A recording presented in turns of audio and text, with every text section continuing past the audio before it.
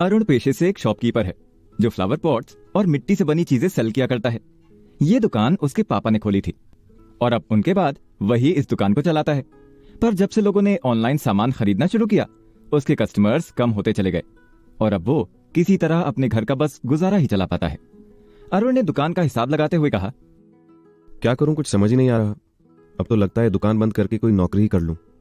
पर तभी अरुण के दोस्त सनी ने उसे एक वीडियो लिंक शेयर किया। ये video business coach Shantanu Singhania का था और टॉपिक था अमीर बनने का सीक्रेट। अमीर बनने का सीक्रेट? ये क्या मजाक है। और फिर कुछ देर तक सोचने के बाद उस वीडियो को ओपन करके देखने लगा। इमेजिन कीजिए कि आप किसी आइलैंड पर लग्जरी रिजॉर्ट के बाहर बैठे हाथ में वाइन का गिलास लिए बेफिक्र होकर नेचर का मजा ले रहे हैं। ये सपना दिखने में तो खूबसूरत है, पर हकीकत में अगर हमें सच में ऐसा कुछ एक्सपीरियंस करना हो तो जेब में लाखों रुपए चाहिए, क्योंकि जिस आइलैंड पर आप गए हैं वो एक आइसोलेटेड आइलैंड है जहां पर केवल अमीर लोग ही जा सकते हैं। जिस रिजॉर्ट में आप ठहरेंगे उसकी एक रात की कॉस्ट 1 लाख रुपए से ज्यादा है और इस आइलैंड तक आपने प्लेन में बिजनेस क्लास से सफर किया है जिसकी टिकट की कॉस्ट भी 1 से 2 लाख रुपए के बीच है। यानी कि सपने को पूरा होने के लिए आपका अमीर होना जरूरी है। इवन आप अगर ऐसे किसी सपने की ख्वाहिश नहीं भी रखते हैं तब भी अमीर तो आप बनना चाहते ही होंगे।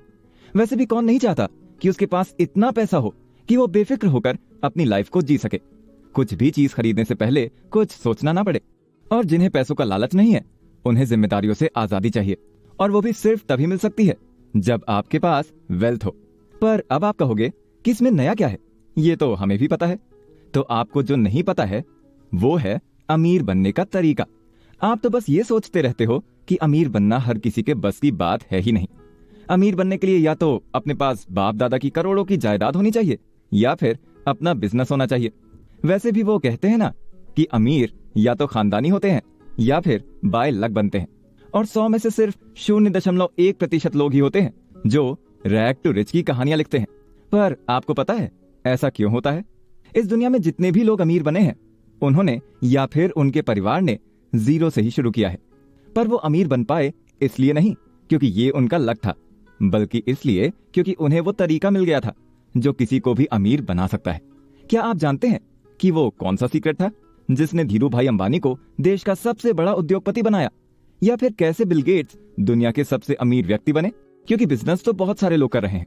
हमारे ही देश में हर साल कई स्टार्टअप ओपन होते हैं, लेकिन हर बिजनेसमैन वो सक्सेस हासिल नहीं कर पाता जो धीरू भाई अंबानी, गौतम अडानी, एलन मस्क या फिर दूसरे अरबपतियों ने हासिल की।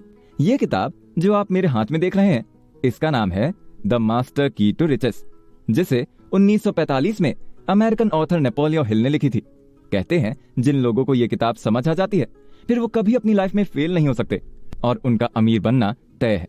बस शर्त यह है कि उन्हें इस किताब में लिखे हर एक लेसन को फॉलो करना होगा। अमीर बनने की शुरुआत कैसे होती है? वो 12 एलिमेंट्स कौन से हैं जो रिचनेस को कंट्रोल करते हैं? अमीर बनने के लिए हर किसी को फाइनेंस के गोल्डन रूल्स को समझना क्यों जरूरी है? और वो 9 प्रैक्टिसेस कौन सी हैं जो किसी को भी अमीर बना सकती हैं? मिलेंगे इन सभी सवालों के जवाब इस शो के आने वाले एपिसोड्स में। अरुण अपनी दुकान में बैठा शांतनु की वीडियो में कही बातों के बारे में ही सोच रहा था। तभी एक गाड़ी आकर अरुण की दुकान के सामने रुकी, जिसमें से एक आदमी बाहर आया। ये बिजनेस कोच और इंडस्ट्रियलिस्ट शांतनु सिंघानिया ही था।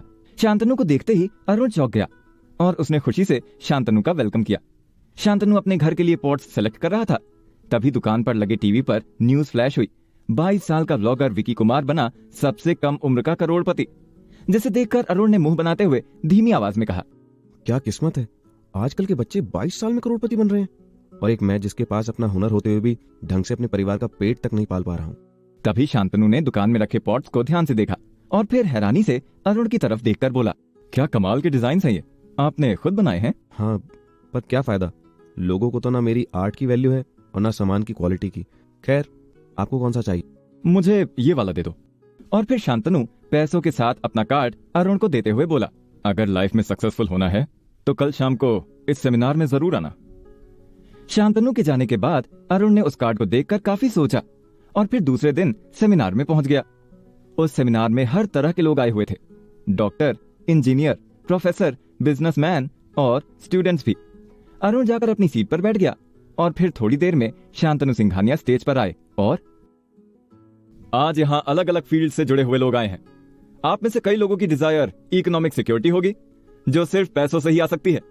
तो कुछ लोग ऐसे भी होंगे जिनकी इच्छा अपने टैलेंट को नरिश करने की होगी, ताकि वो खुद अपने दम पर अमीर बन सकें। और शायद कुछ लोग ऐसे भी होंगे जो अमीर बनने के लिए आसान रास्ते ढूंढ रहे होंगे। पर मैं आपकी इस डिजायर को आपके ही फायदे के लिए थोड़ा मॉडिफाई करना चाहूंगा, क्योंकि जितना मैंने अनुभव किया है, इस दुनिया में ऐसी वो कोई चीज नहीं है जिससे आपको कोई बेनिफिट ना हो। और द मास्टर की एक ऐसी चाबी है जो आपके लिए उन रास्तों को खोलती है जिन पर चलकर आप अपनी प्रॉब्लम्स के सारे सॉल्यूशंस पा सकते हैं। ये वो चाबी है जो आपकी पर्सनैलिटी या फिर कैरेक्टर को नरिश करके आपके लिए हेल्थ, लव, फैमिली, रिलेशन सब के रास्ते खोलेगी। और अगर आप ये फैसला कर चुके हो कि मैं अमीर बनना चाहता हूं, तो आपको मेरी बताई इन बातों को सिर्फ ध्यान से सुनना नहीं है, बल्कि इन्हें एक्सेप्ट भी करना होगा, क्योंकि उसके बाद ही आप अपनी जिंदगी में बड़ा बदलाव ला पाओगे। किसी भी आदमी के अमीर बनने की जर्नी उसके एम से शुरू होती है। जिस आदमी के पास अपनी लाइफ में कोई पर्पस है, सिर्फ वही अपनी लाइफ में अमीर बन सकता है। अब इस बात से फर्क नहीं पड़ता कि आप क्या बनना चाहते हैं या फिर क्या काम करना चाहते हैं, आप हर रास्ते से अमीर बन सकते हैं। फिर चाहे आप बिजनेस करें, कोई स्पोर्ट्स ज्वाइन करें या फिर जॉब ही क्यों ना करें। अब नौकरी की बात सुनकर शायद कुछ लोगों को यह मजाक लगेगा, पर नौकरी वाले भी अमीर बनते हैं। मैंने अपने पिछले सेमिनार में आप लोगों को नेपोलियन हिल की यह किताब द की टू रिचेस के बारे में बताया था, जिसमें भी यही लिखा है। पर आप इस बुक को फॉलो करो या ना करो, यह सच नहीं बदलने वाला कि आपका एम ही आपकी पहली सीढ़ी है। लेकिन कई लोगों के पास पर्पस तो होता है, पर फिर भी वो लाइफ में वो सक्सेस हासिल नहीं कर पाते जो वो चाहते हैं। ऐसा क्यों? तो इसकी वजह है मेंटल एटीट्यूड। आप दुनिया को जैसा देखोगे, ये वैसे ही आपको नजर आएगी। इसलिए मेंटली एक पॉजिटिव एटीट्यूड होना जरूरी है, खास तौर पर तब जब आप किसी मुश्किल घड़ी से गुजर रहे हैं। महाभारत में अर्जुन को सबसे महान धनुर्धारी बताया गया है, क्योंकि जब गुरु द्रोण सबको मछली की आंख पर निशाना लगाने को कहते हैं, तो सबका ध्यान पूरी मछली पर होता है, पर अर्जुन केवल मछली की आंख पर फोकस करता है, क्योंकि मछली की आंख ही अर्जुन का एम थी। आपको भी अगर एम को अचीव करना है, तो उसके आसपास मौजूद सारी चीजों पर से ध्यान हटाना होगा। और यह तभी पॉसिबल हो पाता है जब आप अपने माइंड को उस तरह ट्रेन करते हैं। पर यह किया कैसे जाए? फोकस और मेंटल स्ट्रेंथ को इंक्रीज करने का सबसे अच्छा तरीका विजुअलाइजेशन है। अक्सर जिस चीज के साथ हमारे इमोशन जुड़ जाते हैं, उसे हम पाए बगैर रह नहीं पाते, फिर चाहे उस रास्ते में हमें कितनी भी तकलीफ क्यों ना हो। और यही आपको अपने एम के साथ भी करना है। आपको अपनी लाइफ में जो भी चीज चाहिए, यहां तक कि अगर आपको अमीर भी बनना है, तो उस एक गोल से अपने इमोशंस को इतना अटैच कर लो कि आपका माइंड अपने आप उस डायरेक्शन में काम करने के लिए बाउंड हो जाए। गोल को अचीव करने के बाद आपकी लाइफ कैसी होगी, क्या चेंजेस आएंगे, आपको कैसा महसूस होगा, इन सब को इमेजिन करो और बार बार इमेजिन करो, ताकि आपके इमोशंस को उन विजुअल्स की आदत लग जाए और वो उसे हकीकत में फील करने के लिए कुछ भी करने को तैयार हो जाए। ठीक उसी तरह जैसे हम प्यार में कुछ भी कर गुजरने को तैयार हो जाते हैं। और हाँ, कंटिन्यूअस एफर्ट करते रहो। शुरुआत में हो सकता है तकलीफ हो, प्रॉब्लम्स फेस करनी पड़े, पर अगर आपका फेथ खुद पर होगा तो रिजल्ट जरूर मिलेगा। लेकिन कभी भी एफर्ट्स गिनकर मत करना। एफर्ट्स की काउंटिंग आपको सक्सेस नहीं दिला सकती। सक्सेस और रिचनेस का ये रूल है कि आपको एफर्ट्स करते रहने हैं जब तक आप अपने गोल तक पहुंच ना जाओ।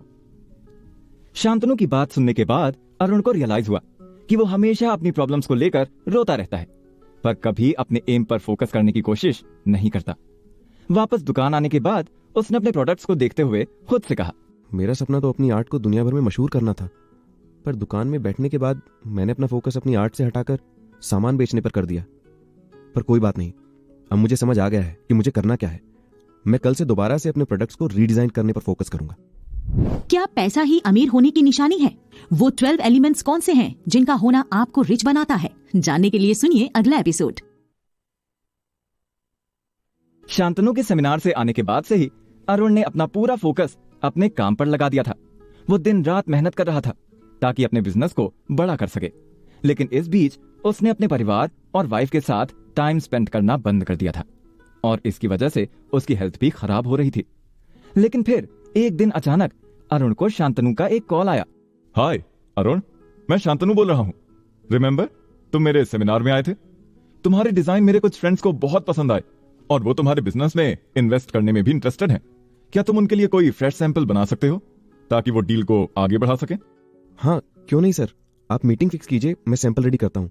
शांतनु से बात करने के बाद अरुण क्लाइंट्स के लिए सैंपल रेडी करने में लग गया और दिन रात मेहनत कर उसने एक सैंपल तैयार भी कर लिया। पर जैसे ही इन्वेस्टर्स ने अरुण के प्रोडक्ट को देखा, वो उससे कुछ खास इंप्रेस नहीं हुए। ये अच्छा है पर इसमें कुछ तो मिसिंग है। मार्केट में compete करने के लिए प्रोडक्ट में कुछ यूनिकनेस तो होनी चाहिए ना। खैर कोई बात नहीं, आप हमें नेक्स्ट फ्राइडे तक एक और सैंपल शेयर कीजिए, उसके बाद हम आपको अपना डिसीजन बताते हैं। अरुण को समझ नहीं आ रहा था कि उससे चूक आखिर कहां पर हुई है। उसने शांतनु से कहा, भैया मैंने तो अपना 100% दिया था, पर फिर कमी कहाँ रह गई, समझ ही नहीं आ रहा। मैं तो इस प्रोडक्ट को बनाने के लिए कई दिनों से घर भी नहीं गया। तुम यहीं पर फेल हो गए। तुम सक्सेस के लिए जी जान से कोशिश कर रहे थे, पर इसके लिए तुमने रिचनेस के उन 12 एलिमेंट्स को तो नेग्लेक्ट ही कर दिया जो एक्चुअल में किसी को सक्सेसफुल और रिच बनाते हैं। और वो 12 एलिमेंट्स कौन से हैं? First, health. हेल्थ से बड़ी वेल्थ इस दुनिया में कुछ भी नहीं है। अगर कोई इंसान फिजिकली और मेंटली फिट है तो वो उस आदमी से भी ज्यादा वेल्दी है जिसके पास करोड़ों की जायदाद तो है पर वो शारीरिक तौर पर बीमार है या फिर उसे कोई डिसेबिलिटी है। पर हम में से ज्यादातर लोग इस वेल्थ की कदर नहीं करते। अब तुम ही देख लो, तुम इस प्रोजेक्ट के चक्कर में कई रातों से काम कर रहे थे जिसकी वजह से तुम्हारी बॉडी कमजोर हो गई और तुम्हारा दिमाग कोई नया यूनिक आइडिया सोच ही नहीं पाया। हमें तभी अच्छे आइडियाज आते हैं जब हमारी बॉडी और माइंड दोनों हेल्दी होते हैं। स्ट्रेस में रिजल्ट कभी अच्छा नहीं मिलता, फिर चाहे आपने कितनी भी मेहनत क्यों ना की हो। Second, piece of mind. मन का शांत और सुकून में होना बहुत बड़ी रिचनेस है। अगर मेरे पास करोड़ों रुपए है, बहुत बड़ा बिजनेस एम्पायर है, पर मेरा माइंड बस हर पल यही सोचता रहता है कि कहीं मुझे नुकसान ना हो जाए, मुझे ये काम भी करना है, वो काम भी करना है, तो मैं सही मायनों में अमीर नहीं हूं। अमीर बनने के लिए वेल्थ से ज्यादा मेंटल सेटिस्फैक्शन जरूरी है। Third, love and relationship. इस दुनिया में जो भी इंसान पैसा कमाना चाहता है, उसकी इस इच्छा का सबसे बड़ा कारण उसकी फैमिली और पार्टनर होते हैं, क्योंकि वो उनके सामने खुद को सक्सेसफुल दिखाना चाहता है, उन पैसों को उन पर खर्च करना चाहता है। लेकिन अगर पैसों के लिए हम उनसे ही दूर चले जाएं, तो क्या ऐसी वेल्थ की कोई वैल्यू है? Fourth, freedom. हम सही मायनों में अमीर और सक्सेसफुल तब बनते हैं जब हमारे पास अपनी लाइफ को अपने ढंग से और चॉइसेस के साथ जीने की आजादी होती है। दूसरों के हिसाब से चलकर अगर कोई अमीर बन भी जाए, तब भी वो उस रिचनेस को कभी एक्सपीरियंस नहीं कर पाएगा, क्योंकि वो आजाद नहीं है। Fifth, wisdom and knowledge. Personal development हो या फिर प्रोफेशनल डेवलपमेंट, दोनों का ही रास्ता ज्ञान से होकर गुजरता है। हम जिस फील्ड में काम करते हैं या फिर जो काम करते हैं, अगर हमें उसकी इन डेप्थ नॉलेज नहीं है, तो हम कितनी भी मेहनत क्यों ना कर लें, हमारे लिए उस काम में मास्टर होना नामुमकिन है। सिक्स्थ, हार्मनी, मतलब पीसफुल कोएग्जिस्टेंस। अगर तुम अपनी लाइफ में वेल्थ को अट्रैक्ट करना चाहते हो, कामयाब इंसान बनना चाहते हो, तुम्हारे अंदर ये क्वालिटीज जरूर होनी चाहिए। जैसे पानी बर्तन के जिस आकार में रखा जाता है, वो वैसा ही रूप ले लेता है। हमें भी अपनी पर्सनैलिटी को उतना ही फ्लेक्सिबल बनाना होता है कि हम दुनिया के किसी भी कोने में और किसी भी सोसाइटी में इजीली सरवाइव कर जाएं। आपको इस बात को एक्सेप्ट करना होगा। हर जगह लोगों के रहने के खान पान का तरीका उनके क्लाइमेट, कल्चर और जियोग्राफिकल कंडीशंस पर डिपेंड करता है। जैसे कोस्टल स्टेट्स में लोगों के क्विजीन में आपको सी फूड ज्यादा मिलता है, लेकिन अगर आप माउंटेन्स की तरफ चले जाओ तो वहां पर मीट उनके खाने के मेन फूड आइटम्स में से होता है। अब इन्हें खाना या ना खाना आपकी पर्सनल चॉइस हो सकती है, पर अगर आप उन लोगों का इसलिए मजाक उड़ाने लगो कि उनका क्विजीन आपके स्टेट जितना अच्छा नहीं है या फिर वियर्ड कल्चरल कस्टम्स को फॉलो करते हैं, तो ये आपके लिए एक नेगेटिव इंडिकेटर साबित होगा। Seventh, hope and optimism. सब कुछ दिमाग से शुरू होता है और आप अपनी लाइफ में कहां पहुंचेंगे ये भी आपकी मेंटल अप्रोच पर ही डिपेंड करता है। और जो की एलिमेंट्स मैं आपको बता रहा हूं, वो इस मेंटल अप्रोच को स्ट्रेंथ देने का काम करते हैं ताकि आप रास्ते से ना भटकें। और इसी अप्रोच में होप एंड ऑप्टिमिज्म भी बहुत इंपॉर्टेंट कीज हैं। हमारे अंदर जब तक ये होप होती है ना कि अभी भी कुछ हो सकता है, तब तक हम प्रयास करते रहते हैं। अब इससे मुझे आईपीएल का एक मोमेंट याद आ गया जिसे शायद आप में से भी कई लोगों ने देखा होगा। पिछले साल आईपीएल के फिनाले में चेन्नई सुपर किंग्स और गुजरात टाइटंस पहुंचे थे। ये दोनों ही टीम्स सीजन की बेस्ट टीम रही थी। एक के पास पहले से 4 आईपीएल ट्रॉफीज थी, वहीं गुजरात टाइटंस पिछले सीजन की विनर रही थी। मैच शुरू हुआ और उसमें कई मोड़ आए, वहीं बारिश ने भी बीच बीच में आकर इसे काफी ड्रामेटिक मोड़ दे दिया। अब आखिरी ओवर की सिर्फ 2 बॉल्स बची थी और चेन्नई सुपर किंग्स को 10 रन बनाने थे। 2 बॉल्स में 10 रन पॉसिबल हैं, पर फिनाले मैच में ये बहुत बड़ी बात मानी जाती है, क्योंकि उस समय क्रिकेटर के दिमाग पर बहुत सारा प्रेशर होता है, क्योंकि वो 2 बॉल दोनों ही टीम्स की पूरे सीजन की मेहनत का रिजल्ट डिसाइड करने वाली थी। बहुत सारे लोग मान चुके थे कि चेन्नई सुपर किंग्स ये मैच हार जाएगी, लेकिन तभी रविंद्र जडेजा ने पहले 6 और फिर 4 रन मारकर टीम को जीत दिला दी। ये फैंस के लिए अनबिलीवेबल विक्ट्री थी, पर यहां पर जिस चीज ने चेन्नई को जीत दिलाई वो थी क्रीज पर मौजूद क्रिकेटर्स का खुद पर बिलीफ और उनकी टीम को उनसे होप। उनकी टीम को भरोसा था कि वो ये कारनामा कर सकते हैं, और ऐसे ही हिस्टोरिकल मोमेंट्स क्रिएट होते हैं। हिस्ट्री में ऐसे और भी कई सारे मोमेंट्स हैं जब ये प्रूव हो चुका है कि कभी भी होप को लूज नहीं करना चाहिए, क्योंकि कई बार आपका बिलीफ ही आपकी विक्ट्री की वजह होता है। साथ ही ऑप्टिमिज्म भी एक की पावर है जो आपको रिजल्ट को एक्सेप्ट करने में हेल्प करती है, क्योंकि उसी मैच में एक दूसरी टीम भी थी जो अपने सारे एफर्ट्स लगाने के बाद भी हार गई थी, लेकिन उन्होंने अपनी उस हार को एक्सेप्ट किया और ये माना कि उनसे जहां भी कमी रह गई वो उस पर काम करेंगे। आप अपनों के लिए रो सकते हो, अगर आपसे आपकी कोई पसंदीदा चीज खो जाए तब भी रोना समझ आता है, लेकिन किसी काम के रिजल्ट पर रोना समझदारी नहीं है। रिजल्ट अच्छा हो या बुरा, उसे एक्सेप्ट करना ही अपने काम की असली इज्जत करना होता है, और यही अप्रोच उन्हें विनिंग साइड पर लेकर जाती है। 8 पर्पस। अब तक हमने जितनी भी कीज की बात की, नो डाउट वो सारी बहुत इफेक्टिव हैं, पर ये की एलिमेंट्स आपको रिजल्ट तभी देते हैं जब आपका पर्पस क्लियर होता है। मैं क्या कर रहा हूं, क्यों कर रहा हूं और किस लिए कर रहा हूं। किसी भी काम को करने से पहले आपके दिमाग में इन सवालों का जवाब जरूर होना चाहिए, और वो इसलिए क्योंकि बिना पर्पस किए हुए काम आपको इंस्टेंट रिजल्ट तो शायद दे देंगे, पर लॉन्ग टर्म में आपको इन कामों से कुछ भी हाथ नहीं लगेगा। इसलिए जर्नी की शुरुआत में ही इन सवालों के जवाब आपके पास होना बहुत जरूरी है। अच्छा, बहुत लोगों के पास शुरुआत में एक पर्पस तो होता है, लेकिन कंपीट करते करते वो अपने एक्चुअल पर्पस को कहीं पीछे छोड़ देते हैं, जिसकी वजह से एंड में उन्हें फेलियर का सामना ही करना पड़ता है। आपको यहां पर इस बात को समझने की जरूरत है कि पर्पस आपकी सक्सेस के की एलिमेंट्स में मेन कंपोनेंट है, जो आपकी वेल्थ, सक्सेस, पीस और हैप्पीनेस को आपकी लाइफ में बनाए रखने का काम करता है। 9th, gratitude. आप अगर सबके लिए अच्छे नहीं हो सकते तो कम से कम उनके लिए तो अच्छे रहिए जो आपके लिए एफर्ट करते हैं।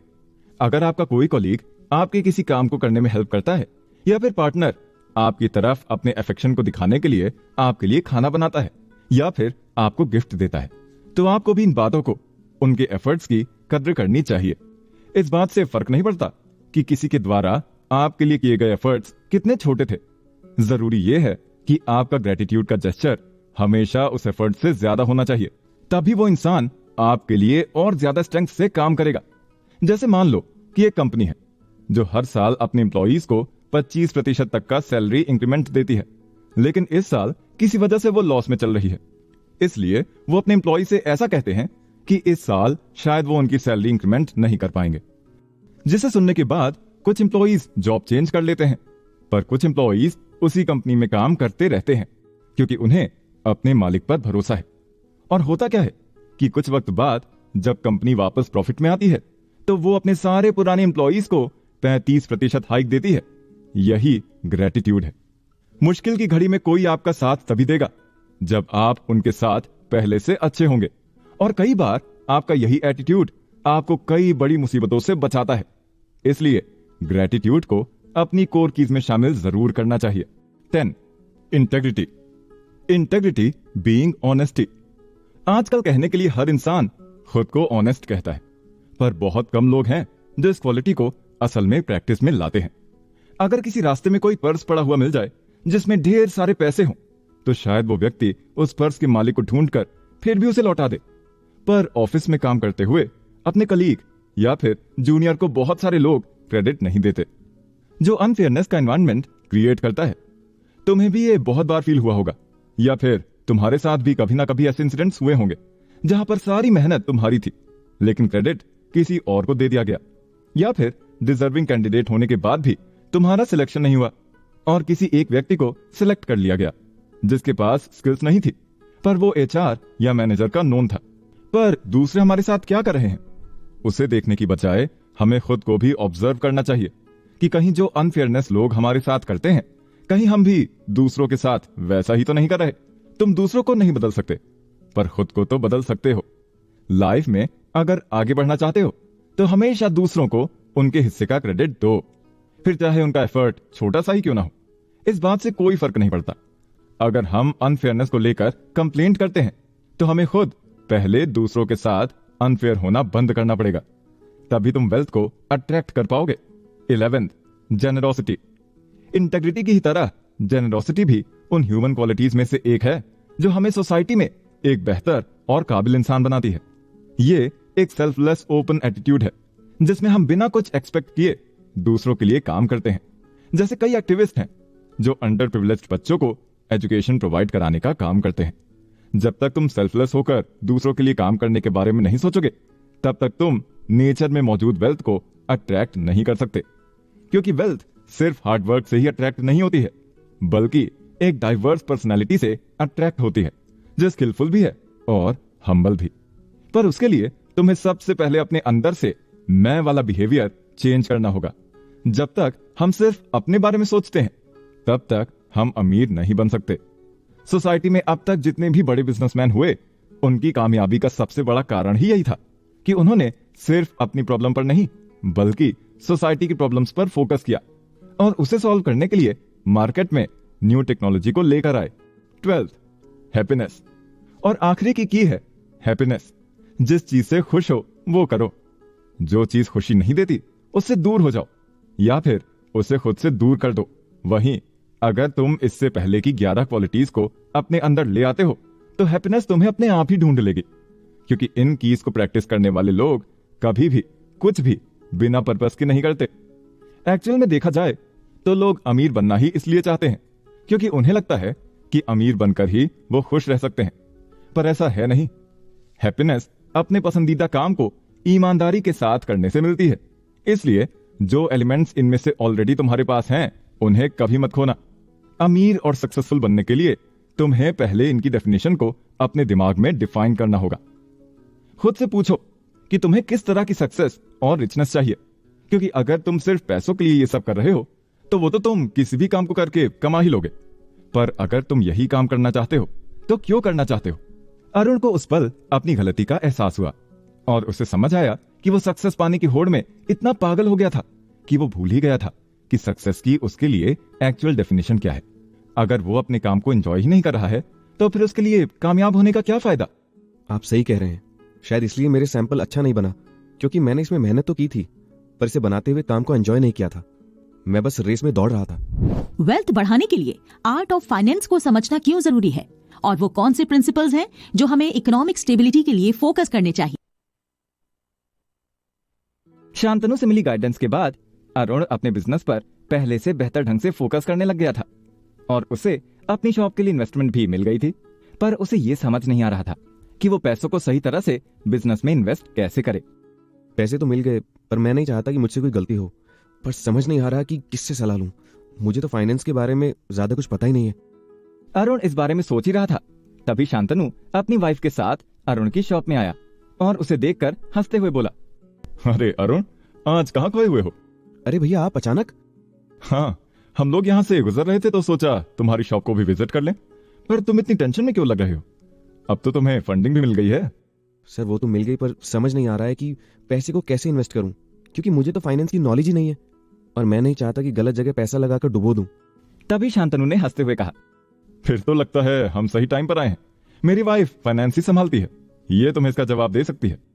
तभी शांतनु की वाइफ आकांक्षा ने कहा, बिल्कुल, मैं तुम्हारी मदद जरूर करूंगी, पर उसके लिए 1 कप चाय लगेगी। अरुण शांतनु और उसकी वाइफ के लिए चाय लेकर आया, जिसके बाद शांतनु की वाइफ आकांक्षा ने अरुण को समझाते हुए कहा, देखो अरुण, पैसे को इन्वेस्ट करने के लिए तुम्हें फाइनेंस की डीप नॉलेज होने की जरूरत नहीं है, पर हाँ, तुम्हें आर्ट ऑफ फाइनेंस जरूर आनी चाहिए ताकि तुम कभी फाइनेंशियल इश्यूज फेस ना करो। आर्ट ऑफ फाइनेंस में सबसे पहले आती है डिसीजन मेकिंग स्किल। पैसा कहां पर लगाना है, कैसे लगाना है और कितना इन्वेस्ट करना है, इसका तुम्हारे माइंड में क्लियर विजन होना चाहिए। इन केस तुम जो पैसा इन्वेस्ट करोगे अगर वो डूब गया या फिर किसी वजह से तुम्हें लॉस हो गया तो उसे निपटने के लिए ऑल्टरनेटिव क्या होंगे, इन सब की प्लानिंग शुरुआत में ही कर लो।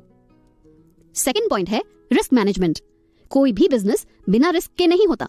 लेकिन मार्केट में वही लोग सर्वाइव कर पाते हैं जो रिस्क मैनेजमेंट में माहिर होते हैं। हमेशा अपने अकाउंट में ज्यादा से ज्यादा एसेट्स जोड़ने की कोशिश करो। एक से ज्यादा रेवेन्यू सोर्सेज बनाओ ताकि एक तरफ से पैसा कम भी आए तब भी तुम्हारे पास एक और ऑल्टरनेटिव हो जहां से तुम्हारी अर्निंग हो पाए। जैसे तुम अपने प्रोडक्ट्स को शॉप के जरिए डायरेक्ट भी सेल कर सकते हो और ऑनलाइन ई कॉमर्स साइट के जरिए भी सेल कर सकते हो। थर्ड पॉइंट है स्ट्रेटेजिक प्लानिंग। तुम्हारे पास टैलेंट है पर बिजनेस को चलाना कैसे है, इसके लिए फाइनेंशियल स्ट्रेटेजिक प्लानिंग होना जरूरी है। इसके लिए पहले अपने शॉर्ट टर्म और लॉन्ग टर्म गोल्स की एक शीट बनाओ। इसके बाद उन गोल्स को अचीव करने के लिए उन प्लान के अकॉर्डिंग पैसे इन्वेस्ट करो। अगर तुम अपनी सेल को 3 मंथ्स में 5 लाख के ऊपर ले जाना चाहते हो तो उसके लिए तुम्हें रॉ मटेरियल, मैन्युफैक्चरिंग, मार्केटिंग में कैसे पैसा खर्च करना है और क्या मार्केट ट्रेंड के अकॉर्डिंग ऐसा होना पॉसिबल है या नहीं, इन सब का रोड मैप तैयार करो। फोर्थ है इनोवेशन इन इन्वेस्टमेंट्स। इन्वेस्टमेंट्स को सही तरह से यूज करना भी एक इनोवेशन है। इसके लिए तुम्हें सबसे पहले मार्केट ट्रेंड को समझने की जरूरत है। सीधा प्रोडक्ट बनाने पर पैसा खर्चा मत करो।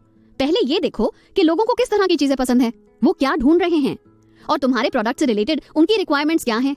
जब तुम्हें ये सब कुछ समझ आ जाएगा उसके बाद तुम जहां पर भी अपना पैसा लगाओगे तुम्हें लॉन्ग टर्म में लॉस फेस नहीं करना पड़ेगा। फिफ्थ पॉइंट है communication and negotiation skills. Market में सर्वाइव करने के लिए इस स्किल का होना सबसे जरूरी है। बैंक से अपने बिजनेस के लिए फाइनेंस करना होगा या फिर रॉ मटेरियल के लिए वेंडर्स के साथ लेन देन करना, हर जगह तुम्हें ये स्किल काम आएगी। और हो सकता है कि कई जगहों पर नेगोशिएशन बहुत छोटा सा हो, पर अगर तुम उसे बड़ी पिक्चर में देखोगे तो तुम्हें समझ में आ जाएगा कि 1-2 रुपए का नेगोशिएशन भी तुम्हारी बैलेंस शीट में कितना डिफरेंस ला सकता है। 6th पॉइंट है creativity in problem solving. Issue financial हो या फिर पर्सनल, हमेशा सोल्यूशन पर फोकस करो और हर्डल्स को जितना हो सके उन्हें क्रिएटिवली टैकल करने की कोशिश करो। 7th पॉइंट है लॉन्ग टर्म विजन। अब मेरी इन सारी बातों से तुम इतना समझ गए होगे कि मनी को जितना क्रिएटिवली इन्वेस्ट करोगे लॉस का रिस्क उतना कम होगा और प्रॉफिट के चांसेस उतने बढ़ जाएंगे। लेकिन कई बार कोई इन्वेस्टमेंट शॉर्ट टर्म में लॉस लगाती है पर लॉन्ग टर्म में वही इन्वेस्टमेंट अच्छे बेनिफिट्स भी दे सकती है। बिजनेस एक लॉन्ग टर्म गोल है, इसलिए इससे जुड़े फाइनेंशियल मैनेजमेंट भी लॉन्ग टर्म ही होने चाहिए। हमेशा ये कैलकुलेट करने के बाद इन्वेस्ट करो कि फ्यूचर में तुम्हें उसे अच्छा रिटर्न मिलेगा या नहीं। आकांक्षा की बात सुनने के बाद अरुण को जो इन्वेस्टमेंट को लेकर घबराहट हो रही थी अब वो कम हो गई थी। वहीं तभी शांतनु ने कहा, अरुण, मुझे यकीन है कि तुम्हें आकांक्षा की वजह से आर्ट ऑफ फाइनेंस समझ आ गया होगा, पर मैं तुम्हें एडवाइस करूंगा कि तुम नेक्स्ट वीक फिर से मेरे सेमिनार में आओ। इस बार मैं 9 प्रैक्टिसेस के बारे में बताने वाला हूँ जो तुम्हारे बहुत काम आ सकती है। वो 9 स्किल्स कौन सी हैं जो हर सक्सेसफुल पर्सनालिटी के अंदर होती हैं? क्या इन स्किल्स को प्रैक्टिस करके कोई भी सक्सेसफुल और अमीर बन सकता है? जानने के लिए सुनिए अगला एपिसोड। पिछले एपिसोड में हमने सुना कि अरुण आकांक्षा की मदद से आर्ट ऑफ फाइनेंस के कॉन्सेप्ट को समझता है। चलिए अब जानते हैं कि आगे क्या हुआ। अरुण शांतनु के कहने पर उसका सेमिनार अटेंड करने पहुंच जाता है, जहां पर पिछली बार की ही तरह अलग अलग फील्ड के लोग आए हुए थे। तभी उसने देखा कि एक बिजनेसमैन एक प्रोफेसर के सामने हाथ जोड़कर उसे प्रणाम कर रहा था। अरुण को यह बात काफी हैरान कर देने वाली लगी। उसके पास इतना पैसा था फिर भी वो दूसरों के आगे हाथ क्यों जोड़ रहा है? अरुण ने खुद से कहा और फिर जाकर अपनी सीट पर बैठ गया। कुछ देर में शांतनु भी स्टेज पर आ गया और उसने अपना लेक्चर शुरू किया। मुझे खुशी है कि वो सभी लोग जो आखिरी बार इस सेमिनार में आए थे वो लोग आज दोबारा यहाँ मौजूद हैं। और जैसा कि मैंने प्रॉमिस किया था कि मैं आप लोगों को उन प्रैक्टिसेस के बारे में बताऊंगा जो आपकी लाइफ को देखने के नजरिए को बदल देंगी और शायद इसके बाद आप रियल वेल्थ को पाने के लिए काम करने लगो। उन 9 प्रैक्टिसेस में से फर्स्ट है ग्रैटिट्यूड। ग्रैटिट्यूड का मतलब है कि जो कुछ भी आपके पास है, आर्ट, टैलेंट, रिलेशन, सब के लिए अपनी लाइफ को शुक्रिया अदा करना और अपने आप को खुश नसीब समझना। हर रोज मैं अपने आप को उन चीजों के लिए अप्रिशिएट करता हूं जो मुझे मिली है। आज बहुत खूबसूरत है, इसने मुझे हेल्दी बॉडी और दिमाग दिया है। मुझे अच्छा खाना और कपड़े मिले। इस दिन ने मुझे एक अलग अपॉर्चुनिटी दी, लोगों को अपनी सर्विस सर्व करने की। इस आज ने मुझे मन की शांति और मेरे सारे डरों से आजादी दी है और इन सब के लिए मैं खुद को खुशकिस्मत मानता हूं। शांतनु की बातें सुनते ही अरुण को कुछ देर पहले हुआ किस्सा याद आया और वो मुस्कुराते हुए खुद से बोला, अब समझ आया कि वो आदमी इतना सक्सेसफुल होने के बाद भी सबको इतना सम्मान क्यों दे रहा था। अगर मैं लोगों की वैल्यू नहीं करूंगा तो फिर मैं उनसे उस तरह के ट्रीटमेंट की उम्मीद नहीं रख सकता। जो हमें मिला है हमें उसे अप्रिशिएट करना चाहिए। तभी शांतनु ने आगे कहा, सेकंड, मटेरियल प्रॉस्पेरिटी। इसे प्रैक्टिस करना और भी आसान है। क्योंकि आपको रोज अपने दिमाग को याद दिलाना है। तुम्हें उस गरीबी के डर से बाहर निकलना है। गरीबी में पैदा होना किस्मत का लिखा हो सकता है, पर अगर तुम अपनी पूरी उम्र भी गरीबी में गुजार देते हो तो यह सिर्फ और सिर्फ तुम्हारी नाकामी है। इसलिए खुद को समझाओ कि तुम्हें इससे बाहर आना ही होगा। Third, physical health. दुनिया में जितने भी अमीर लोग हैं उनमें आपको 2 हैबिट बहुत कॉमन मिलेगी। पहली, वो लोग अपने टाइम से ज्यादा वैल्यूएबल किसी भी चीज को नहीं मानते। दूसरा, उनकी हेल्थ, जिसके साथ वो कभी कॉम्प्रोमाइज नहीं करते। हर दिन आप किस तरह अपनी बॉडी को ट्रीट करते हो, क्या खाते हो और किस तरह अपने स्ट्रेस को मैनेज करते हो, इसका असर आपकी प्रोडक्टिविटी पर पड़ता है। Fourth, piece of mind. लोगों को लगता है कि पीस सिर्फ पहाड़ों और बीचेस पर ही मिलती है, पर मैं आपको बता दूं कि ये एक इमेजिनरी पीस है। एक्चुअल पीस का मतलब है कि अपने दिमाग को डे टू डे लाइफ में होने वाले अप्स एंड डाउन से फ्री रखना। भगवत गीता में भी लिखा है कि हर व्यक्ति को काम करते रहना चाहिए।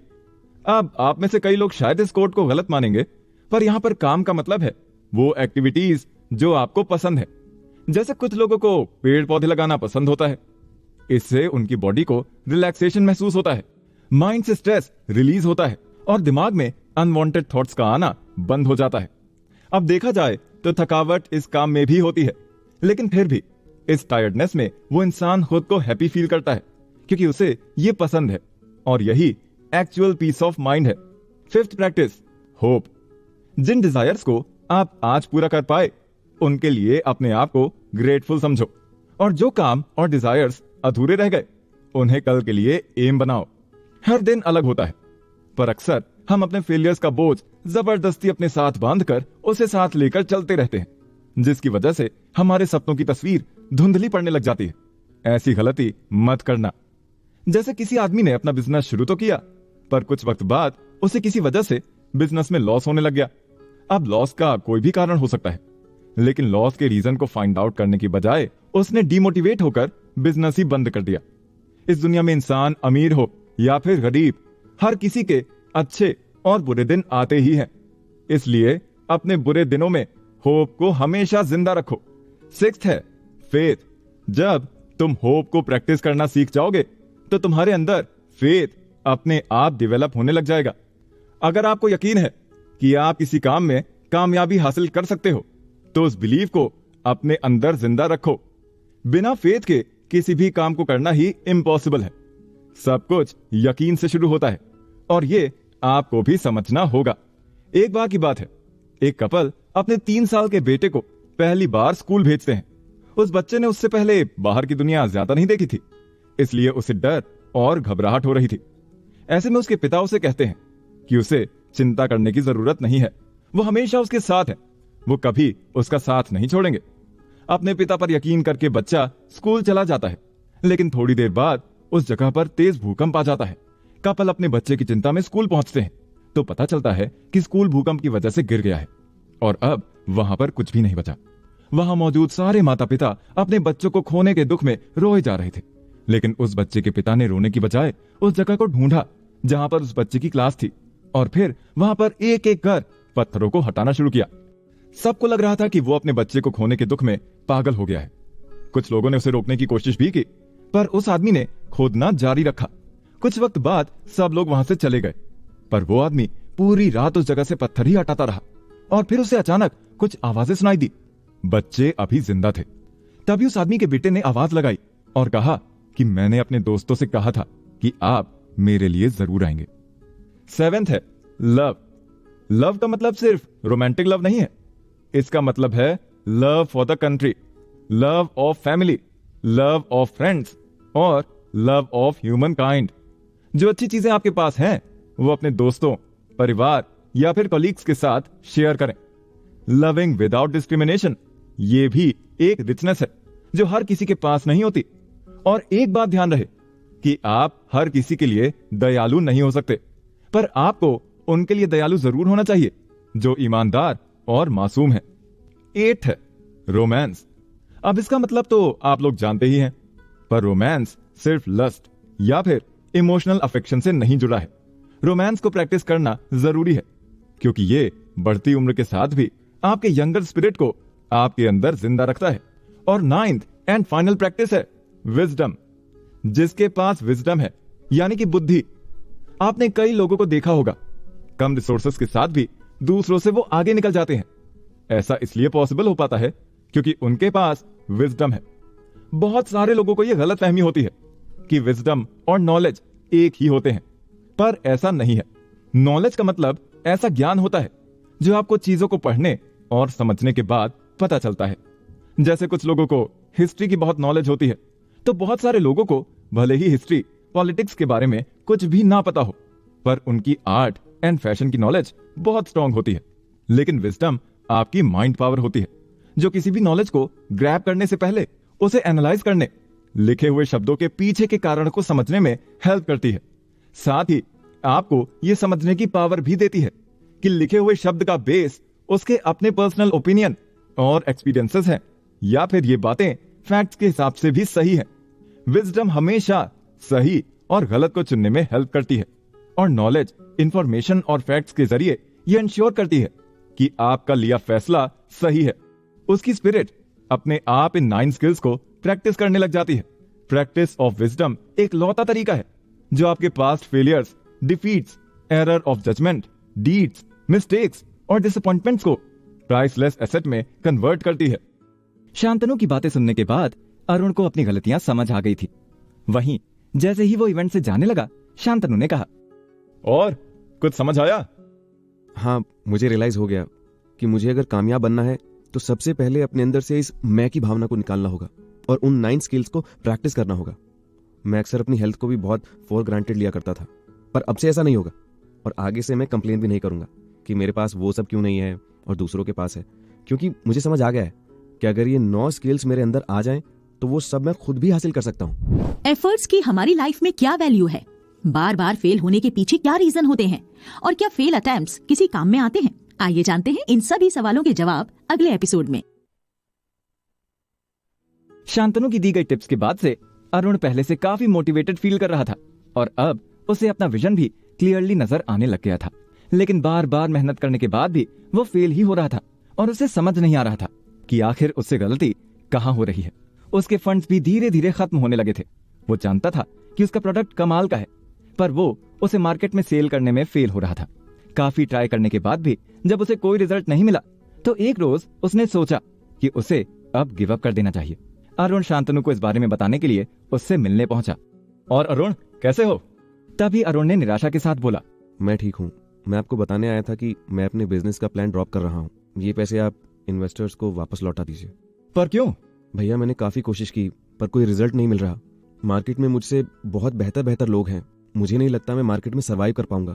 अरुण की बातें सुनने के बाद शांतनु हल्का सा मुस्कुराया और सामने टेबल पर रखी द मास्टर ऑफ की टू रिचेस खोलकर उसे देते हुए बोला, इसका चैप्टर 8 पढ़ो। गो द एक्स्ट्रा माइल मतलब? तभी शांतनु ने कहा, यही है तुम्हारी प्रॉब्लम का सोल्यूशन।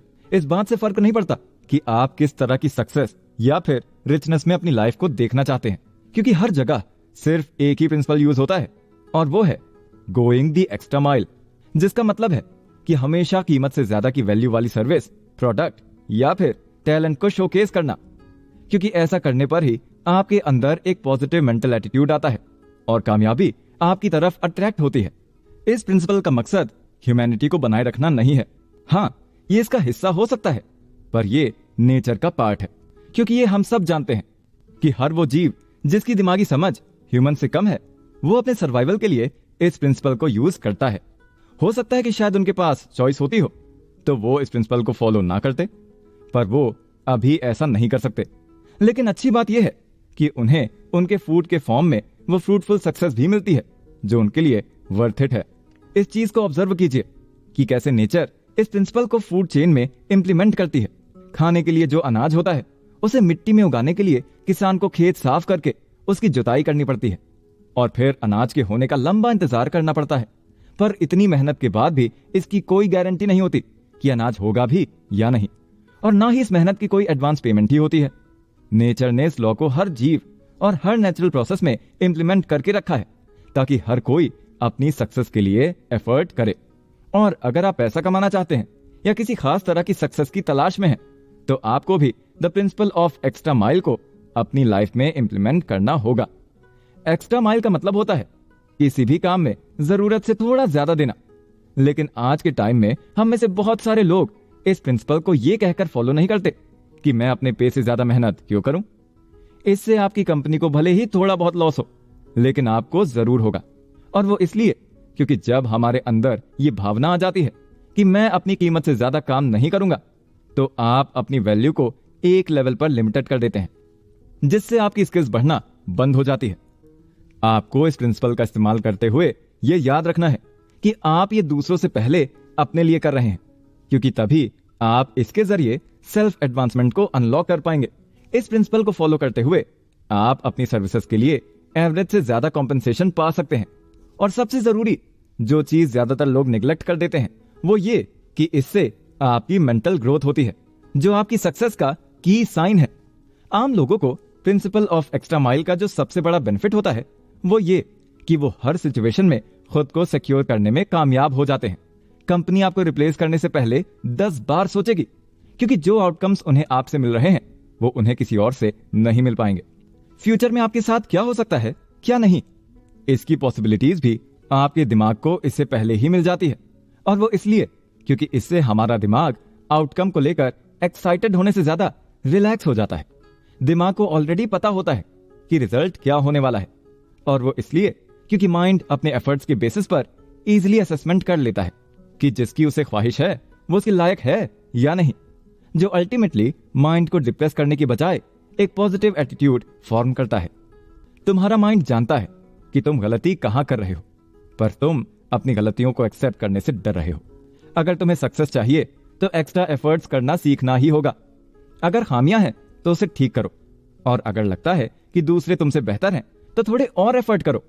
रेस में वो नहीं जीतता जो शुरुआत में तेज भागता है, रेस में फिनिशिंग लाइन पर वही पहुंचता है जो गिव अप नहीं करता और अपनी स्ट्रेंथ खत्म होने के बाद भी दौड़ता रहता है। अब अगले एपिसोड में हम जानेंगे कि मास्टरमाइंड कौन होता है और मास्टरमाइंड का प्रिंसिपल कैसे आपको दूसरों से अलग बनाता है। पिछले एपिसोड में हमने सुना कि कैसे अरुण गिव अप करने वाला था, पर शांतनु ने जब उसे एक्स्ट्रा माइल का कॉन्सेप्ट समझाया तो उसे समझ आया कि वो कितनी बड़ी गलती करने जा रहा था। अब सुनते हैं कि आगे क्या हुआ। अरुण अपने कारीगरों के साथ नए प्रोडक्ट पर काम कर रहा था। तभी एक कारीगर ने उससे कहा, भैया मुझे लगता है कि हमें इस डिजाइन को ऐसे बनाना चाहिए। पर अरुण ने उसकी बात को इग्नोर कर दिया और सैंपल तैयार करके उन्हें क्लाइंट्स को दिखाने चला गया। क्लाइंट को उसके प्रोडक्ट पसंद तो आए, पर उन्होंने भी वही बात कही जो उसकी दुकान में काम करने वाले वर्कर ने कही थी। उस समय अरुण को काफी अफसोस हुआ। वहीं तभी शांतनु वहां आ गया और बोला, अगर काम खत्म हो गया हो तो चलो कॉफी पीते हैं। कॉफी पीते हुए भी अरुण अपनी उसी गलती के बारे में सोच रहा था। तभी शांतनु ने कहा, आप किस ख्याल में खोए हुए हो? तभी अरुण बोला, भैया आज मुझसे एक गलती हो गई। मेरे वर्कर ने मुझे एक सजेशन दिया था, पर मैंने उसकी बात को इग्नोर कर दिया, और अभी क्लाइंट्स ने भी मुझसे वही बात कही जो उस वर्कर ने कही थी। मतलब तुमने मास्टरमाइंड का प्रिंसिपल फॉलो नहीं किया? मतलब? मास्टरमाइंड, हम में से ज्यादातर लोग इस वर्ड को मिसअंडरस्टैंड करते हैं। हमें लगता है कि मास्टरमाइंड वो इंसान होता है जो दिमाग से शातिर होता है और लोगों से अपना काम निकलवा लेता है। पर मास्टरमाइंड का प्रिंसिपल एक्चुअल में ह्यूमन प्रोग्रेस के सभी फाउंडेशन स्टोन्स और अचीवमेंट का बेस रहा है। इस प्रिंसिपल की सिंपल मीनिंग होती है दो या दो से ज्यादा माइंड्स के अलायंस पावर, जो एक इमोशन के तौर पर काम करते हैं। लाइक जब कोई आदमी एफर्ट, नॉलेज, एक्सपीरियंस और क्रिएटिविटी, इन सब एलिमेंट्स को एक साथ मिलाकर काम करता है, तभी वो अपनी पावर ऑफ मास्टरमाइंड को अनलॉक कर पाता है। पर इसके लिए आपको इस प्रिंसिपल के कुछ प्रेमिस को फॉलो करना होगा। नंबर 1, मास्टरमाइंड प्रिंसिपल एक मीडियम है जिसके जरिए आप किसी और की experience, training, education, specialized knowledge और नेटिव एबिलिटी को इस्तेमाल कर सकते हैं। नंबर 2, दो या दो से ज्यादा माइंड्स का अलायंस किसी पर्पस को डिफाइन करने के लिए परफेक्ट हार्मनी है, जो इंडिविजुअल माइंड को इंस्पायर करती है, जो अल्टीमेटली फेथ में कन्वर्ट होता है।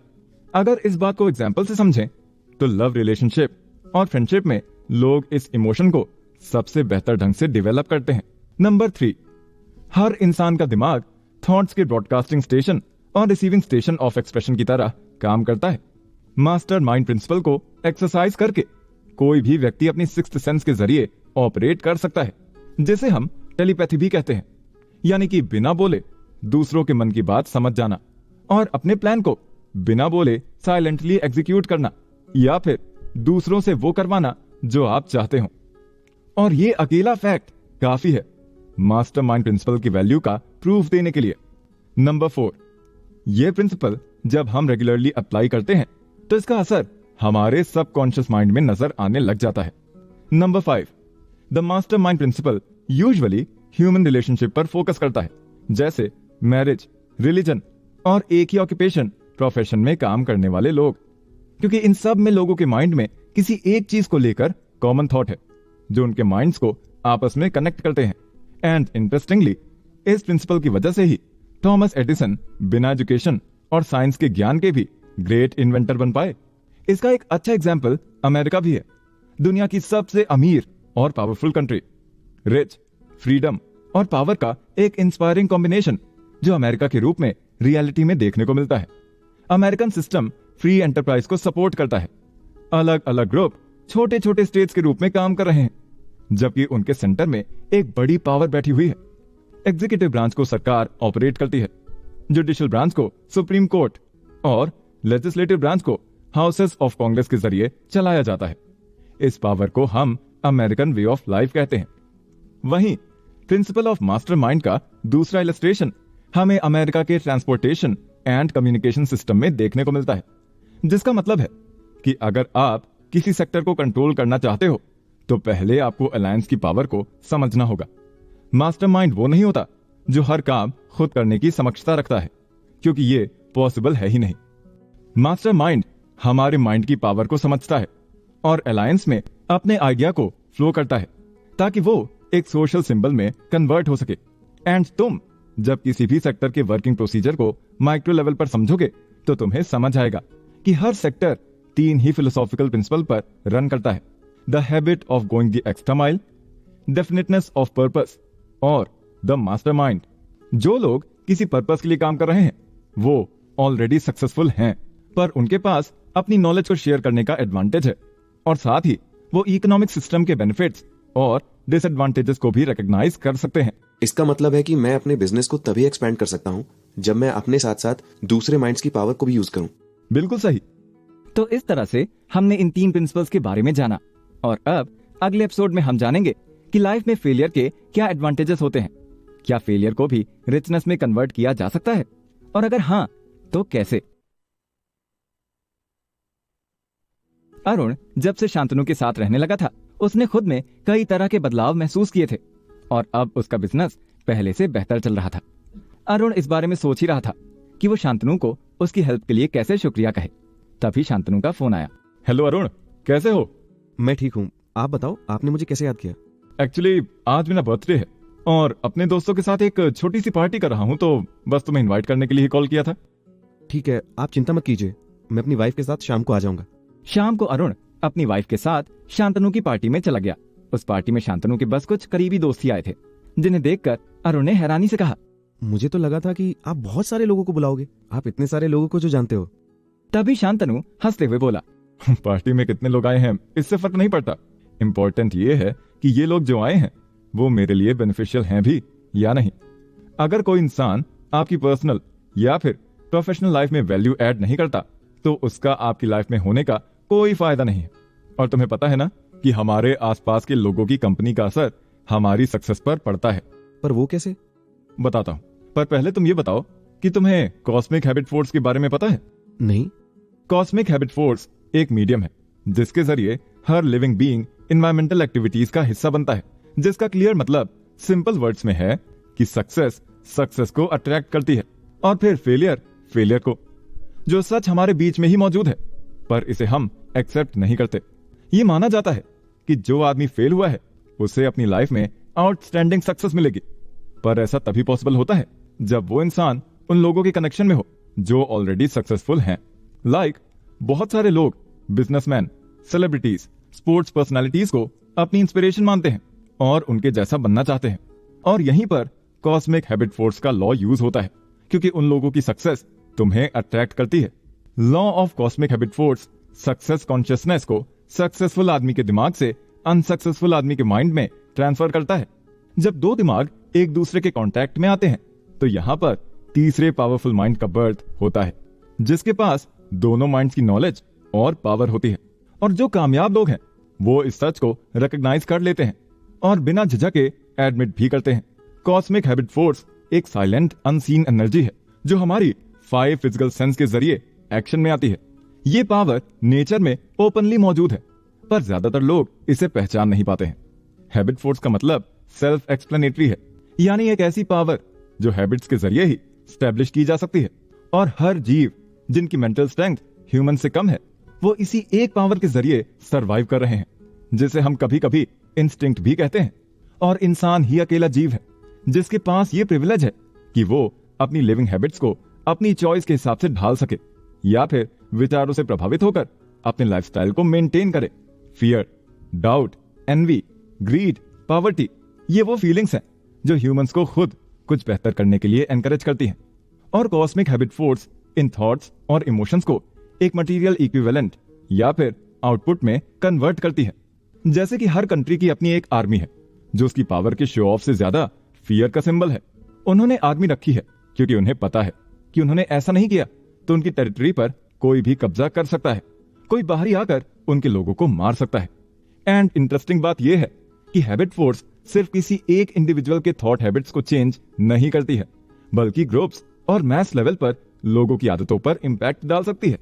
जैसे पूरी दुनिया कैंसर के बारे में जानती है, पहले से लेकर लोगों के बीच अलग अलग तरह की धारणाएं थी, लेकिन जब एक किसी ने इस बीमारी के बारे में जानकारी इकट्ठा की तो वो उससे होते हुए मैस लेवल तक पहुंची और आज के समय में हर कोई इस बीमारी से अवेयर है। तभी अरुण ने हंसते हुए कहा, समझ गया, तभी आपसे मिलने के बाद मुझ में इतना चेंज आया है। अगले एपिसोड में जानेंगे कि इमेजिनेशन क्यों जरूरी है और इसका इस्तेमाल सक्सेसफुल होने के लिए कैसे किया जाए। पिछले एपिसोड में हमने सुना कि शांतनु ने अरुण को कॉस्मिक हैबिट फोर्स के बारे में बताया और समझाया कि क्यों उसके आसपास के लोग उसकी सक्सेस के लिए जरूरी हैं। चलिए अब सुनते हैं कि आगे क्या हुआ। अरुण की वाइफ शांतनु के घर को देखकर काफी इंप्रेस हो गई थी और ऐसे ही घर की कामना करने लग गई थी।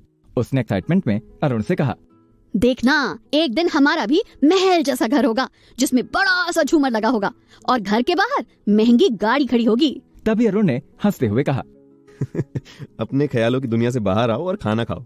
ऐसे सपनों का हकीकत में बदल पाना नामुमकिन है। पर इतने में शांतनु अरुण को टोकते हुए बोला, पर क्यों पॉसिबल नहीं है? क्या तुम्हें पता है हमारे पास जो कुछ भी है इसकी शुरुआत इमेजिनेशन से ही हुई है, और हम जो कुछ भी करते हैं उसकी भी तो अपने दिमाग में पहले एक इमेज क्रिएट करते हैं ना। पर भैया ये जो सोच रही है वो कुछ ज्यादा नहीं हो गया? एम को गोल में कन्वर्ट किया जा सकता है, पर इमेजिनेशन तो खाली टाइम वेस्ट है। चलो समझाता हूँ। हमारे दिमाग में जो भी थॉट क्रिएट होते हैं इसकी शुरुआत इमेजिनेशन से होती है, जो एक प्रोसेस के थ्रू हमारे गोल में कन्वर्ट होते हैं।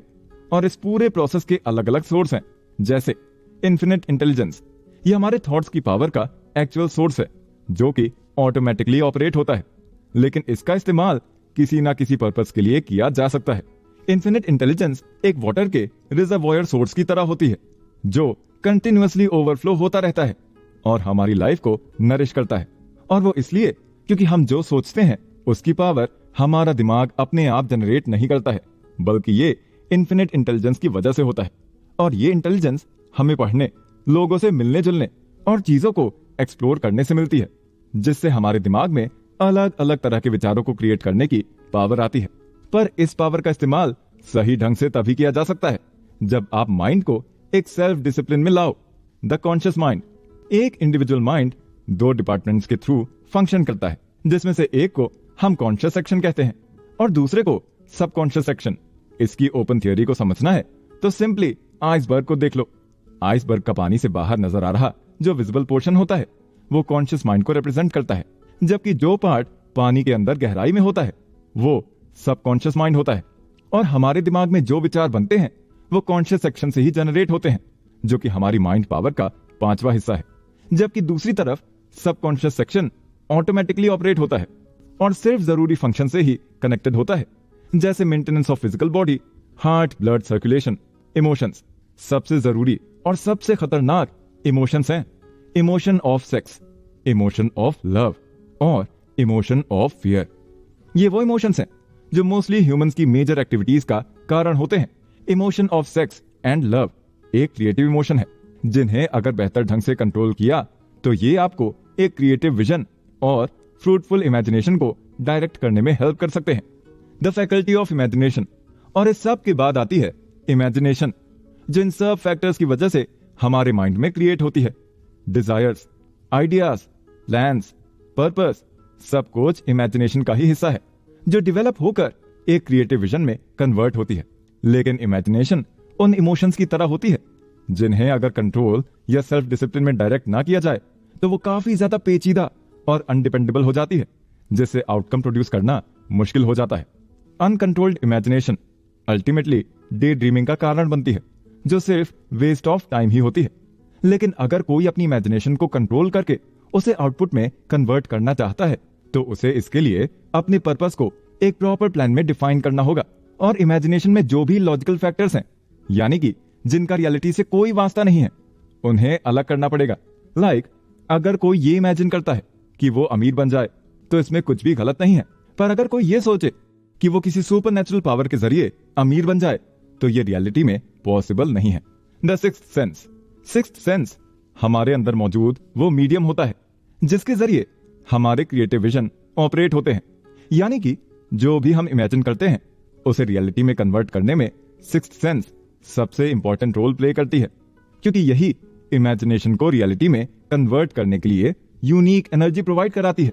जैसे कई बच्चे मैथ्स में जीनियस होते हैं क्योंकि उनकी सिक्स्थ सेंस माइंड के उस हिस्से को अनलॉक करने में कामयाब रही है, जिससे वो मैथ्स के कॉन्सेप्ट को इजीली समझ जाते हैं।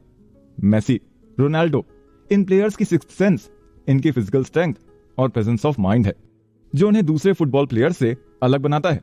इसका मतलब हर किसी के पास सिक्स सेंस होती है? बिल्कुल, पर बहुत कम लोग अपनी सिक्स्थ सेंस को अनलॉक कर पाते हैं। इसलिए अगर कोई अपनी सिक्स्थ सेंस यूज करना चाहता है तो उसे अपनी इमेजिनेशन को वैल्यू करना चाहिए। अच्छा, मैं तुम लोगों को बताना तो भूल ही गया कि मेरा इस वीक लास्ट सेमिनार है, तुम दोनों भी जरूर आना। तो अब हम आ चुके हैं शो के आखिरी एपिसोड में, और अब हम जानेंगे वो मंत्रा जो स्टेबल और लॉन्ग सक्सेसफुल करियर के लिए सबसे जरूरी है। अरुण को अब अपने बिजनेस में प्रॉफिट होना शुरू हो गया था और उसने अपने लिए एक नई गाड़ी भी खरीद ली थी। उनकी लाइफ पहले से काफी बेहतर हो गई थी और वो अपने दोस्तों से ज्यादा कामयाब हो गया था। अरुण ने अपनी वाइफ को आवाज लगाते हुए कहा, चलो आज भैया का लास्ट सेमिनार है, देर हो जाएगी। दोनों तैयार होकर अपनी गाड़ी में बैठकर सेमिनार के लिए जाने लगे, पर तभी रास्ते में उसे अपने पुराने पड़ोसी नजर आए। वो अरुण और उसकी वाइफ से ही मिलने के लिए आ रहे थे, पर अरुण उन्हें इग्नोर करके सेमिनार के लिए निकल गया। आपने ये ठीक नहीं किया। शुक्ला जी और उनकी वाइफ को कितना बुरा लगा होगा कि आप बिना हालचाल पूछे उनके सामने से गाड़ी निकाल कर ले आए। तो मैं क्या करता, हमें लेट हो रहा था और वैसे भी हम उनके पड़ोसी नहीं हैं, हमें उनसे क्या लेना देना। अरुण दिल का बुरा नहीं था, लेकिन जब से उसके बिजनेस में प्रोग्रेस होना शुरू हुई थी उसने अपने दोस्तों से मिलना बंद कर दिया था और हर किसी के सामने अपने कामयाबी का रौब वो झाड़ता रहता था। अरुण और उसकी वाइफ टाइम से पहले सेमिनार में पहुंच गए थे। तभी अरुण अपनी वाइफ को अकेले हॉल में छोड़कर बाहर एक कॉल अटेंड करने चला गया। वहीं इतने में शांतनु हॉल में आया, जिसे देखकर अरुण की वाइफ ने मुस्कुराते हुए पूछा, भैया आप कैसे हैं? मैं आपका सेमिनार सुनने के लिए बहुत एक्साइटेड हूँ। अरुण कहाँ है? वो नहीं आया क्या? वो आए हैं, बाहर फोन पर बात कर रहे हैं। अच्छा, आपसे एक रिक्वेस्ट थी। बोलो। आजकल अरुण बहुत अजीब बिहेव करने लगे हैं, हमेशा अपनी कामयाबी का रौब झाड़ते रहते हैं, जो सही नहीं है। मैंने उन्हें ये बात कई बार समझाई है, पर लगता है कि ये अब उनकी आदत बनती जा रही है। ठीक है, तुम चिंता मत करो, मुझे पता है उसे कैसे समझाना है। थोड़ी देर में सेमिनार शुरू हो गया। आज ये मेरा फाइनल सेशन है, इसलिए मैं आप लोगों को कुछ इंपॉर्टेंट बातें बताने वाला हूं, इसलिए ध्यान से सुनिएगा। अब तक आप समझ गए होंगे कि इस दुनिया में जो कुछ भी हो रहा है या फिर होगा, सब कुछ हमारे दिमाग की वजह से है। दिमाग हमारी इन्फिनिट इंटेलिजेंस के लिए एक गेटवे के तौर पर काम करता है, जो हमारे पर्पस को एक एक्शन में कन्वर्ट करने का काम करता है। पर जैसा कि मैंने पहले भी कहा कि हम में से ज्यादातर लोग पावर को बाहर ढूंढ रहे हैं और अपनी मेंटल स्ट्रेंथ को नेग्लेक्ट कर रहे हैं। वहीं दूसरी तरफ बहुत सारे ऐसे लोग भी हैं जो इस सीक्रेट को समझ चुके हैं, पर प्रॉब्लम यह है कि वो अपने फायदे के लिए दूसरे की मेंटल स्ट्रेंथ को एक्सप्लॉइट करते हैं, जो कि गलत है। ये पाथ एक टेम्परेरी सक्सेस दे सकता है, पर long and stable richness provide नहीं कराना चाहता है। और अब तक मैंने आपको सक्सेस के जितने भी प्रिंसिपल्स एंड लॉज बताए हैं, उनको एक्सरसाइज करने के बाद यकीनन आप अपने काम और करियर में विजिबल रिजल्ट देखेंगे। लेकिन अगर आपको अपनी लाइफ में इस सक्सेस को हमेशा बनाए रखना है तो इसके लिए आपको एक गोल्डन रूल और सीखना होगा, और वो ये कि हमेशा दूसरों को वैसे ट्रीट करें जैसे आप उनसे खुद के लिए एक्सपेक्ट करते हो। बहुत साल पहले मेरी एक टीचर ने मुझसे कहा था कि इस दुनिया में बेस्ट बनना या फिर नंबर 1 की पोजीशन पर पहुंचना उतना डिफिकल्ट नहीं है जितना उस पोजीशन पर बने रहना है। एक राजा को गद्दी विरासत में मिल सकती है, पर उसे हर दिन यह साबित ही करना होता है कि वो उस गद्दी के लिए दूसरों से बेहतर क्यों है, वरना कोई और उससे बेहतर आकर उस गद्दी पर बैठ जाएगा। पर अगर आप इरिप्लेसेबल हो तो आपको अपनी पोजीशन से कोई नहीं हटा सकता, और जो आपके पास है उसे आपसे कोई छीन भी नहीं सकता। पर उसके लिए आपको हर रोज काइंडनेस की प्रैक्टिस करनी होगी। अब आप में से कई लोग कहेंगे कि काइंडनेस को प्रैक्टिस कैसे किया जाता है, ये तो किसी भी इंसान का नेचर है ना। हाँ, ये हमारे इमोशन का पार्ट है, बट हम में से ज्यादातर लोग जब किसी चीज पर फोकस्ड होते हैं तो इस बेसिक नेचर को सबसे पहले अपने अंदर से खत्म कर देते हैं। आपके पास करोड़ों की दौलत है, इसका मतलब ये नहीं है कि वो आपको किसी से सुपीरियर बनाती है। वो पैसे आपने अपने लिए कमाए हैं, उससे आपकी लाइफ बेहतर हो रही है, तो फिर इससे आप किसी और के सामने बेटर कैसे बने। लेकिन अगर आप दूसरों को इक्वली रिस्पेक्ट देते हैं, उन्हें अर्निंग या पोजीशन से नहीं वर्क की क्वालिटी से जज करते हैं, तो यही काइंडनेस है। अगर कोई आदमी आपके पास भीख मांगने आए और उसे आप 100 रुपए पकड़ाकर खुद को महान समझ रहे हैं तो आप बेवकूफ हैं। किसी को पैसों का दान करके आप थोड़ा भला कर रहे हैं, पर इससे उनकी लाइफ में कोई बदलाव नहीं आ रहा है। पर अगर इसकी बजाय आप उनके लिए एम्प्लॉयमेंट जनरेट करने का काम करें या फिर उन्हें एजुकेट करें ताकि वो खुद अपने लिए काम ढूंढ सकें, तो एक्चुअल में ये रियल काइंडनेस है। ये सब सुनने के बाद अरुण को अपनी हरकतों पर गिल्टी फील हो रहा था। अरुण ने मायूस होते हुए खुद से कहा, मैंने आज सुबह सही नहीं किया। तभी अरुण की वाइफ ने उसे समझाते हुए धीरे से कहा, ठीक है, अब इतना अपसेट मत हो। हम लोग यहाँ से जाने के बाद मिस्टर शुक्ला और उनकी वाइफ से मिलने चलते हैं। और फिर सेमिनार खत्म होने के बाद अरुण अपनी वाइफ के कहने पर मिस्टर शुक्ला के घर चला गया और जाकर अपनी सुबह की हरकत के लिए माफी मांगी। वो समझ गया था कि सिर्फ पैसा कभी कामयाबी की निशानी नहीं होता। ज्यादातर लोग भी यही गलती करते हैं। कोई कितना अमीर है इसका पता लग्जरी आइटम्स और पैसे लगाते हैं, जबकि एक्चुअल में हेल्थ, स्किल्स, टैलेंट और नेचर यही सही इंडिकेटर होते हैं ये जानने के लिए कि कोई इंसान वेल्दी है या नहीं। इसी लर्निंग के साथ हम आ चुके हैं इस शो के एंड में। उम्मीद है आपको इस शो से बहुत कुछ सीखने को मिला होगा। हमें कमेंट बॉक्स में फीडबैक देकर जरूर बताइएगा